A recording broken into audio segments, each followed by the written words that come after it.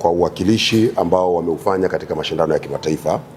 Najua msimu huu ulikuwa mgumu kidogo kwa timu zote za Tanzania, hatukufikia pale ambapo tulitaka, lakini ndio mpira. Lakini Mheshimiwa Rais anawashukuru na anawapongeza sana kwa ushiriki wenu kwenye mashindano haya ya kimataifa.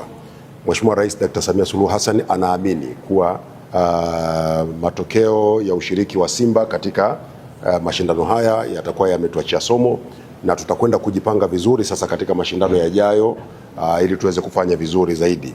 Yeye anaamini kwamba Simba ina timu nzuri, Simba ina mipango mizuri, na Simba ina uongozi mzuri ambao unaweza kutufikisha katika malengo makubwa ya kimataifa ambayo tumeyapanga kwa muda mrefu.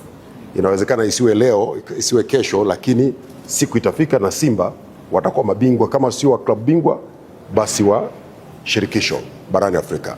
Hili ni lengo ambalo ni lazima litimie, na Mheshimiwa Rais amenituma nikwambie kaka Magori na viongozi wote wa Simba, CEO huko hapa na wachezaji, anasubiri kunyanyua kombe la ubingwa la Simba kabla hajamaliza kipindi chake cha uongozi,